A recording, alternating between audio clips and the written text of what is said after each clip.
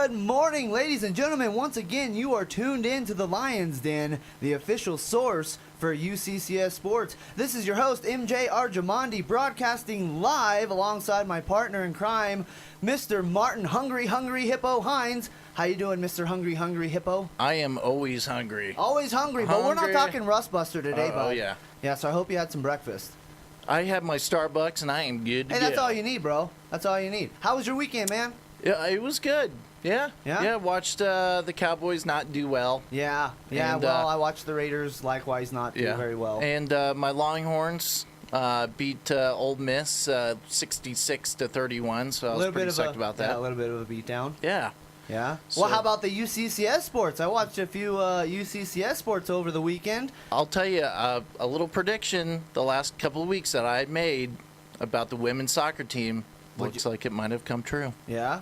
What'd you say? 6-0. 6-0, and what are they, Martin? 6-0. They're 6-0. And today, to talk about the historic 6-0 start to the women's soccer team that Martin so boldly predicted, head coach of the women's soccer team, Nicole Ryan, was in the studio yesterday and came by for an interview that I conducted with her, and we're going to go ahead and play that here a little bit later. But on today's show, we got much more than just women's soccer, Martin. We got a lot to cover today. Yeah, well, I mean, you know, UCCS Sports is in full force right now. All the teams are out there playing and competing, and, you know, it's, I mean, and they're it's doing well. Yes, they are. They're doing really good. You say they're all out there competing. The men's golf team right now is competing. As we speak, they are playing golf in Montrose, Colorado. Right now. Montrose. They're playing. So we're going to talk a little bit about that because we have some good news from the golf scene. We got some news to cover for men's soccer as well. Volleyball doing really well right now. Men's cross country, women's cross country, they're all doing good, Martin. Yeah. Everybody's doing really well. I can't tell you how exciting it is to be a sports fan here at UCCS right now. Yeah, well, I got to say, I mean, we're going to call it like it is. The men's soccer team is struggling just a little bit. Just a little bit. Yeah, but they're still doing well. But everybody else, not struggling. Yeah. And by the way, the men's team, you know, men's soccer team, they're trying to get to Georgia. To Georgia? Why? What's in Georgia, Martin? Well, I mean, that's where they're hosting the playoffs, if I'm not mistaken. Playoffs? The playoffs? Yeah. Oh, okay. So you're saying Georgia's where they want to go?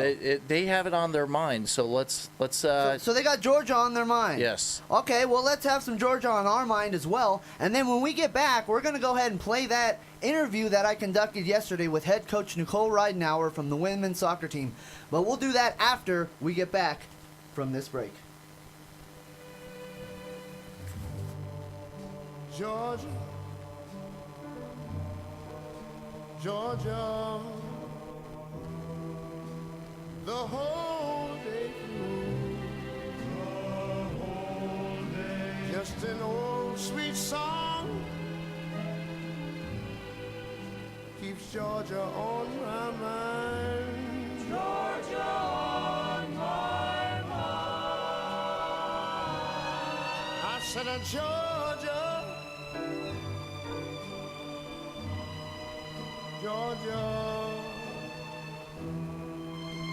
a song of you,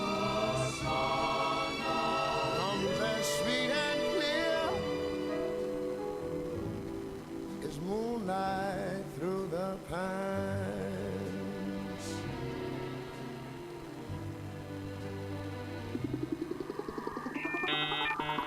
radio.uccs.edu.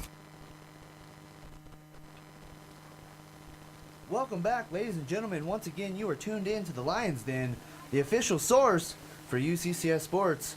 Right now, we are joined in studio by head coach of the women's soccer team, Nicole Ryan. Thank you, Coach, for coming in today to the studio. No problem. Looking forward to it. Well, for those of you who don't know, the women's soccer team is undefeated on the season, just like the men's football team, undefeated, haven't lost a game yet. They are currently 6-0 on the season. Coach, you did a masterful job of creating your schedule to start the season. 6 games at home to start the season. Can you tell me a little bit about how important that is to you and your team. I'm really a fan of home games. I think it benefits us to sleep in our own beds, eat dinner close to home, have family and friends to support, play on our own turf. So I really try and bring in teams, any non-conference games that we don't have to travel for. I'd rather play at home. I'd rather bring them to us and have us have all the advantage. How did you do that? 6 games at home? The other teams just let you get away with this? Well, the 2 conference games are scheduled without my control, so that just happened to work out in our favor. All of the non-conference games, instead of me going to them, we work out deals for me to bring them in and pay for maybe a hotel room for the night or something of that manner instead of us traveling to them. So we try and make sure we get the advantage when possible. Yeah, I'd say that worked out. I mean, you've won all 6 of the home games thus far. You still have 5 left on the season, but you're set to travel next week. And how are those games looking? That's your first road games of the season, and some formidable opponents. You're going to take on Fort Lewis. You're going to take on Regis. Both of those teams are 1-0-1. So some stalemates there in the conference. 2 tie games on Friday night. You're going to play 2 of those teams. Regis on Friday night. How does that matchup look for you? It's Regis and us are always a tough match. I mean, Regis is a well-composed team. They know how to find the net. And I think for us it becomes a tactical thing. Who's going to find that advantage and really take advantage of the one opportunity they get against the net, and who puts it in the back of the goal instead of missing wide. And we've really competed with them well over the last couple of years. However, going on the road for the first time now, both of those facilities are grass facilities, where we've been playing on turf at home here now for 6 games. So we are going to have to alter our training slightly this week to make sure that we're ready for the difference in pace, ball adjustment, how it bounces, all that sort of stuff. So we're not slow and sluggish on the grass compared to our normal turf. So we'll make some adjustments and make sure we're getting ready to travel. How big of a difference can that be, playing on the turf versus the grass? Because as you mentioned, the team is used to playing on the turf here at home. Nice, beautiful turf. We got it from the NFL, so it's high-quality stuff, too. But how does that really play into the game? I mean, is there a lot of adjustments that need to be made? It's mainly speed of the ball, speed of pace. We really want to play on grass before we hit the grass, just because you do feel a little more sluggish in the grass. You're not moving as quickly. There's more drag on the ball. You feel like you're a little bit more weighted down than potentially on turf. But our turf does play very similar to grass in terms of slowing the ball down. But depending on how long it is, how much moisture is on the grass, that sort of thing. So we'll make sure to train and get our bearings and get ourselves moving up to the speed we want to be playing at before we travel. That way, no matter what grass we face, we're ready for it. Well, I can't imagine that being too big of a downfall for you. Offensively, a juggernaut thus far, the team is. You've outscored the opponents 15-2 this season. And it's a well-diverse offense because you're not getting a lot of goals from any one player. I mean, you got 4 goals from Hannah Levette, which is the team high. She only scored 2 all of last season. She's had 2 games where she scored 2 this season. But can you talk just a little bit about that well-roundedness that the team appears to have? I think if you look at our schedule last year, we had, I want to say, 5 overtime and double overtime games and matches. Not all of them ending in our favor, So I really wanted to change things this year and make sure that we emphasized, you have to put away the ball when you have the opportunity. You have to finish the chances. There's not room for error when the whole team works to get that ball up there for that one chance and you're not disciplined enough to put it away, So we really pushed the entire team to get to that next level and focus and discipline and making sure that they're always ready for that ball. They're always expecting it to come through to them. And then having the focus, determination, and training, honestly, from our part, to put that ball away with confidence and not overthink it or try and shoot when they should place it or any of that. I mean, we really try to make sure we've built that into training. All of preseason, all of practice between games, we really make sure we score. I mean, it's a big difference in the way we play this year because we don't want those overtime games. We'd rather be leading, and I think that's made a huge difference. So. Well, it seems to me, from a student here since the program started, this is the 5th season for the women's soccer program, and you've been the head coach every single year. it seems to me as though your hard work and due diligence is starting to pay off immensely this season, because you've built this program from the ground up. And last year, there were a lot of seniors who graduated as part of the incoming group of the program.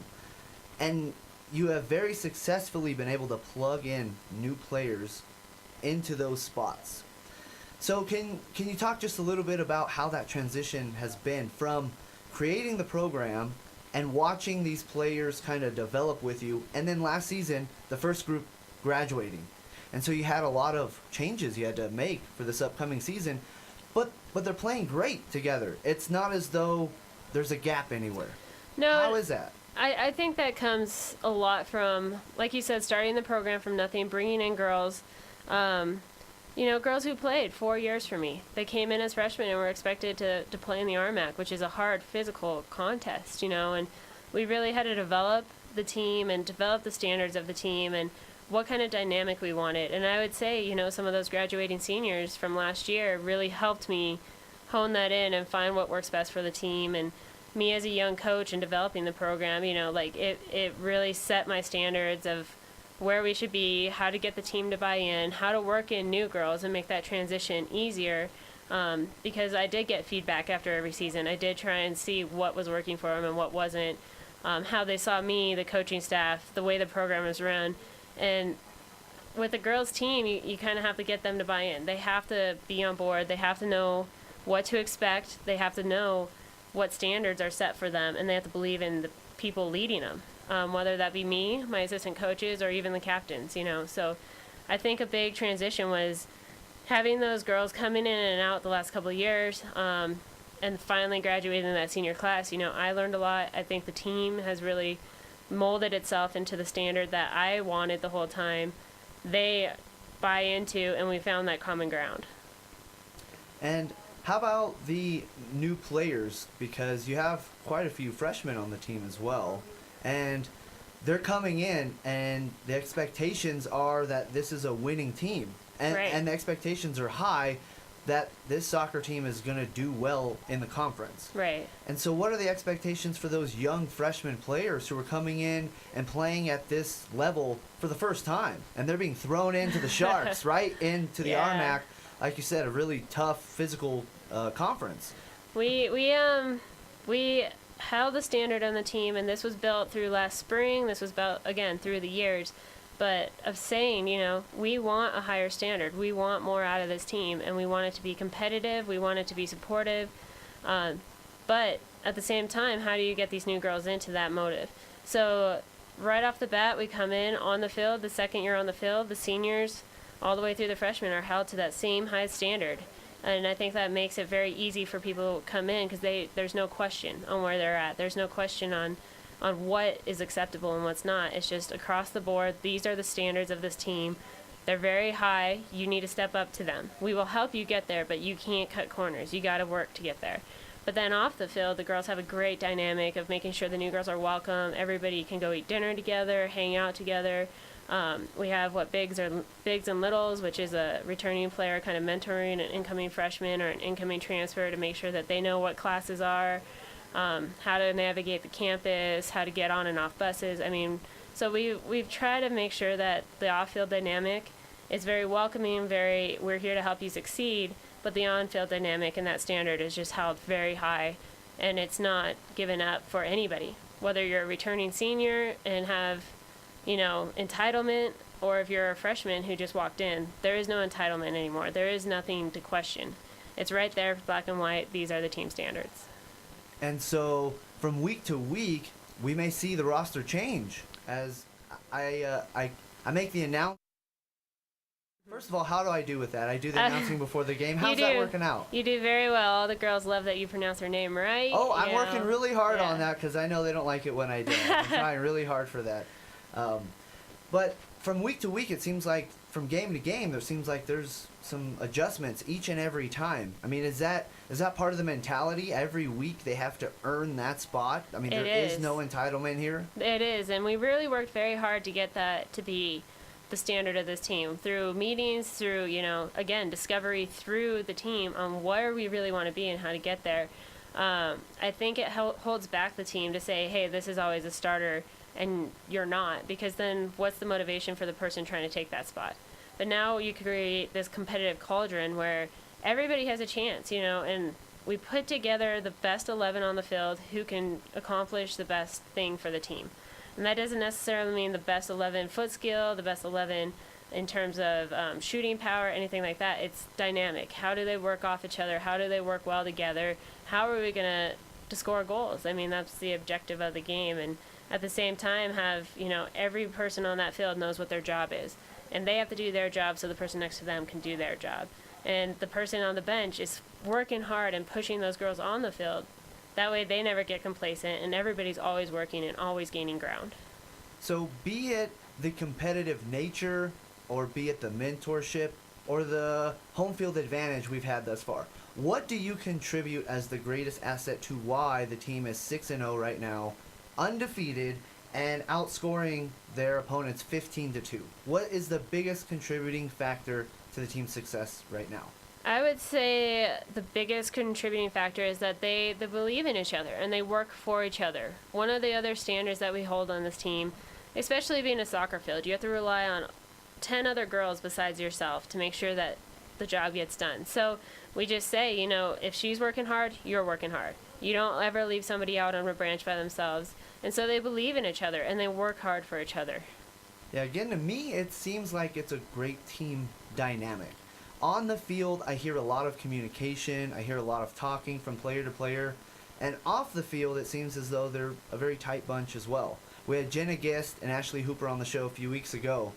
And lo and behold, they have a sorority house with like 30 other players on the team. But it just seems as though they're very close and very tight-knit. And I think it shows on the field as well when they're playing. I think so, and I think the upperclassmen are doing a great job of holding that standard on the team. And again, the direct communication on the field makes it so there's not a question. There's not a personal motive behind anybody. If somebody asks you to do something, it's very direct to the point, and you know to trust them. You don't have to question it. You know that they're doing it because they need you to do it, and that they're working just as hard as you. They're not going to ask you to work harder than they need to. So off the field, that translates to that, hey, you busted your butt for me, I busted my butt for you. It create great camaraderie, and they do all these extra things off the field. They go to dinner. We had breakfast the other morning to make sure that they got good nutrition in between these 3-game stretch. We did dinner the other night, and again, just the bigs and littles. They really support each other and make sure that everybody's pushing, to get better on the field, and everybody has a place on the team off the field as well. Well, that sounds like a lot of fun. I'm still waiting for my invitation to these dinners, but we'll work on that another time. But you mentioned the dynamic of having fun and interacting as a group. You took a trip before the season started up to Winter Park. Was that more for fun? Was that more for work? What was the purpose of that trip? Because it seemed to bring the team together a lot. Whatever went on up there in this magical Winter Park vacation, it seemed that it really brought the team together, and they came back focused and ready to play. We worked very hard in Winter Park, but we also played a lot in Winter Park. The whole idea of the preseason trip, and again, this comes from building from the past years. I have to give the past girls credit that they really, we took them on a trip. They said, hey, that really helped us bond and get to know the new girls. That helped everybody find a place without having to, feel awkward or coming from an isolated dorm room to the field. So the point was to get them all together in the same place, on the same playing field, whether it be on or off the field, and then really holding that standard high while we were training, but also making it so, hey, this group has to cook, and you all have to find a dynamic together and make this work. And just goofing off a little bit of, they did skits for each other and stuff, just to break that ice and make sure that everybody knew that was the dynamic of the team. On the field, we work hard, we're focused, we have a purpose, and off the field, it's good to know each other, know the personalities, and the better they know each other, the better they can play off each other. Well, it sounds like they did have a lot of fun. And when Jenna Gist and Ashley Hooper came into the show a couple weeks ago, they made reference of a fun nickname that they had for you, of Ranger Rick. And they had a lot of fun with it. They seemed like they really enjoyed this. And they were a little worried about word getting out. But sounds it is like on we're radio. Yeah, it is on the radio, so it is public airwaves. But what happened there? What's the deal with Ranger Rick? Well, before being the head soccer coach here, I have dabbled. My passion and my training is in the sciences with biology and chemistry. So I was a forest ranger up in South Park Ranger District, which is based out of Fairplay, Colorado. And at the time, my name was Nicole Rick because I was not married. So obviously, being a forest ranger, Ranger Rick comes to play, and then you go all the way back to Yogi Bear and everybody else. So, but I mean, I really didn't mind it, and I opened that up to them so that they could really get to know me as well, because it can be intimidating to come in, and especially having a female coach running female athletes, and they really need to feel that connection, that they know you more than just being a voice and just being somebody who's demanding things of them. They have to believe in you as well and know that you work just as hard for them. So I had to take that step too, to open myself up and let them see, I'm not just a demanding coach, but I am a person too. It does take a lot of work, it does take a lot of effort, but I'm also there for them off the field, and I also can joke around. I can also be a human. So, and I really, again, give credit to the girls in the past for being with me over the last 4 years. I really came in and I was very distant as a coach, and maybe intimidating to them because they didn't know anything about me personally, and I was trying to just be very professional with it. But the more I was with them and the more they gave me feedback, the more I realized that coaching female athletes, they have to know you more than that. They have to see the other side of that, and they have to believe in you, and they have to know that you trip over the same rock they did. So I open myself up that way a little bit more now, and it seems to pay off, and the girls really believe in what I'm telling them.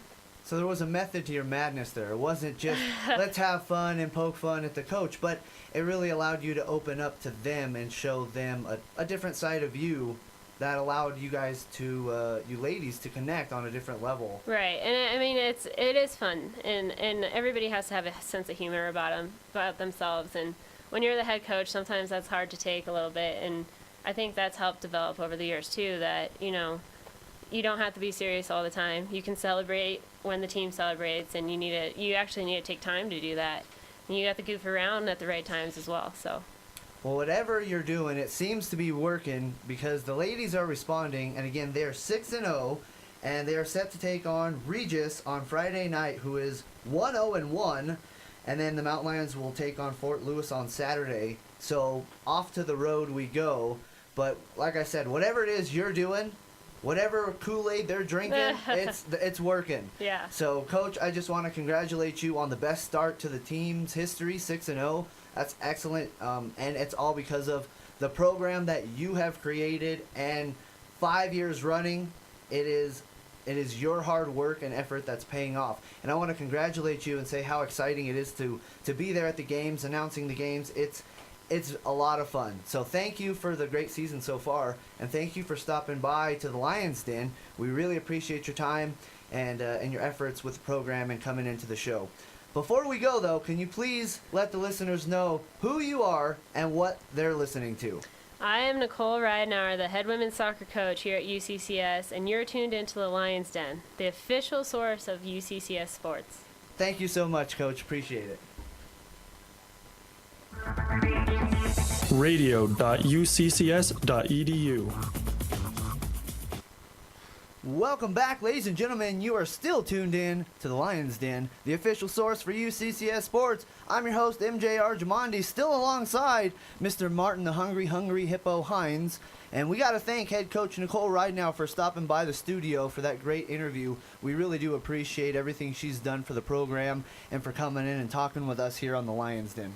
Good job on the interview, by the way. Hey, thanks. I'm giving you a run for your money. You're the residential interviewer from the Scribe, and I'm going to give you a run for your money there, the Martin. Scribe? The Gazette, sorry. Gazette, yeah. A Please, little more just, revered, just barely a notch above the Scribe. Well, either way, now. A little more credit due to you, but I'm giving you a run for your money, bud, I'm telling you. Well, here's the thing. I mean, this is the kind of stuff we bring, and what makes our show different and unique from other shows in the past, and what may be out there is that we bring those stories behind there, like the Ranger Rick, and then she talked. Coach Ridenauer talked about connecting with the players. We're the official source, Martin. We get that inside information. Nowhere else are you going to find that, and that's why you should keep listening to our show. The Lions Den. That's right. And I got to tell you, I bet they're feeling the Lions Den bump because we had Hooper and Guest come in at the beginning of the season, and they came in. They got the karma. That's They're feeling unleashing it. the Lions. Yeah, and we made the prediction here, 6-0 at home. And so, guess what? Yeah. Now where they at? That's why 6-0. any of you UCCS athletes or your coaches, you need to come on this show. You need the edge? You got to come on the Lions Den and unleash the Lion. That's right. Yeah. Unleash it. I agree, Martin. Yep. Well, the women's soccer team is off to a historic start here at UCCS. 6-0, which is the best start to any season for the program's history. Playing outstanding. Just since last week's show alone, we have won 3 games. On Wednesday, they beat Western 1-0. Then on Friday, they beat New Mexico Highlands 2-0. And then on Sunday, they beat Metro 3-0. So you see, Martin, it's as easy as 1, 2, 3 when we're talking women's soccer. And I got to say, I'm going to throw it out there. There's going to be a little teaser alert. You get the inside breaking news from here.